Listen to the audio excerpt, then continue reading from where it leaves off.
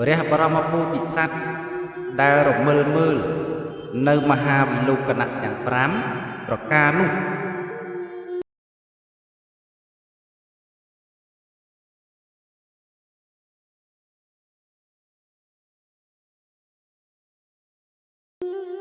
កាលាំងទេសញ្ចៈទីបញ្ចៈគុលាំងមេតរៈមេវច្ចៈព្រះបរមពុទ្ធិសត្វដែលរមិលមើលនៅមហាវិលោកណៈទាំង5ប្រការនោះព្រោះអាស្រ័យហេតុជាធម្មតាថាបើកាលណាសត្វមានអាយុច្រើនជាង100,000 ឆ្នាំឡើងទៅថយតិចចុះពី100ឆ្នាំមកកាលនោះព្រះពុទ្ធមិនដែលចុះមកកើតទេអាយុមនុស្សយ៉ាងច្រើនត្រឹម100,000 ឆ្នាំយ៉ាងតិចត្រឹម100ឆ្នាំទើបព្រះពុទ្ធទ្រង់មកកើតក្នុងលោកព្រះពោធិសត្វរមើលមើលនៅប្រទេសកាលនោះត្បិតថាព្រះពុទ្ធមិនដែលកើតក្នុងបច្ចុប្បន្នប្រទេសទេបុគ្គលទាំងឡាយមានយុះច្រើនមានព្រះពុទ្ធជាដើមរមែងកើតក្នុងមជ្ឈិមប្រទេសតែប៉ុណ្ណោះព្រះពោធិសត្វ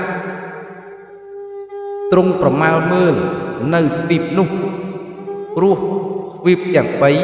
ព្រះពុទ្ធមិនដែលកើតតែងតែកើតក្នុងចម្ពោះទ្វីបមួយប៉ុណ្ណោះព្រះពោធិសត្វរមាលមើលនៅត្រកូលនោះត្បិតថា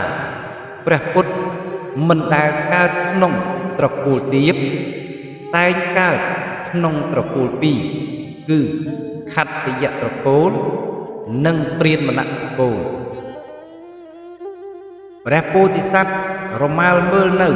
មេត្តានោះត្បិតថាស្រីដែលជាពុទ្ធមេត្តាមិនមែនជាស្រីលេះឡោះមិនមែនជាស្រីអ្នកលេងសុរាជាដើមឯព្រះពុទ្ធមេត្តានោះជាស្រីមានអភិនិហាកសាងមកអំពីអតីតជាតិមានបារមីធម៌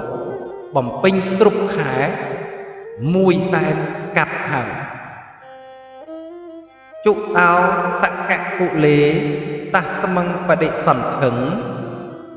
គហេសេសោសន្តុសិតទេវវរាជានោះរមើលមើលនៅបញ្ចមហាវិលោកណៈស្រេចហើយព្រះអង្គទ្រង់ស្យុតចាកទុសិទ្ធិភពមកកាន់នៅបដិសន្ធិក្នុងផ្ទៃនៃនាងសិរិមហាមាយាសក្យត្រកូលក្នុងថ្ងៃប្រពកពេញបរមីខែអាសាឍឆ្នាំរកាសឹងប្រកបដោយមហន្តឆរិយៈដ៏អស្ចារ្យផ្សេងចប់សន្តុសិទ្ធបរិច្ឆេទទី3គំភាភិនិខមៈបរិច្ឆេទទី4តទាកិរៈមហាមាយាពុរេពុណមីតិវសត្តោបានឮមកថាក្នុងកាលមុន7ថ្ងៃអំពីថ្ងៃពេញបរមីខែអាសាឍនោះមហាជនក្នុងនគរកបិលវត្ថុនោះបបួលគ្នាលេងមហោស្រពឯនាងសិរិមហាមាយាក៏តាក់តែងកាយដោយគ្រឿងសុគន្ធវិលេបណៈហើយក្រសាលនក្ខត្តរិកអស់7ថ្ងៃដល់ថ្ងៃពុណមីវេលាព្រឹកនាងទេវីស្រង់ស្រេចហើយក៏បរិច្ចាគទ្រព្យចំនួន400,000 កហបណៈឲ្យជាទាននាងសោយស្រេចក៏សមាទានឧបោសថកុសលហើយឡើងផ្ទុំលើ សិរីយៈណាបច្ចុសមយេលុះដល់បច្ចុសម័យព្រះនាងទេវីបានឃើញសុបិននិមិត្តឯសុបិននិមិត្តនោះនាងឃើញថាចតុមហារាជការទាំង4មកលើកព្រះនាងទាំងតិរិយសនានាំទៅកាន់ព្រៃហេមពានហើយតាំងទុកលើមនោសិលាដ៏ធំប្រណំ60យោជន៍ខាងក្រោមដើមរាំងធំមួយកម្ពស់7យោជន៍កាលនោះនាងទេវីទាំងឡាយរបស់មហារាជទាំងនោះមកអញ្ជើញព្រះនាងទៅស្រង់ទឹកក្នុងអណោតស្រះដោះជំរះព្រះកាយារបស់ព្រះនាងហើយ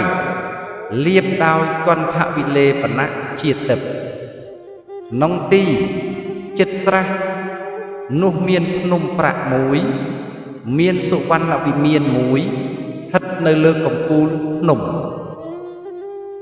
ប្រាក់នោះនាងទេវីក៏អញ្ជើញព្រះនាងទៅក្នុងឲ្យផ្ទុំក្នុងសុវណ្ណវិមានឲ្យយកព្រះសិរសាទៅទិសខាងកើតក្នុងទីចិត្តបរពតនោះមានសុវណ្ណគិរីមួយមានសេតហត្ថីមួយត្រាច់ចរលីលានៅក្នុងសុវណ្ណបរពតចុះចាក់សុវណ្ណគិរីមកឡើងលើចន្តបរពត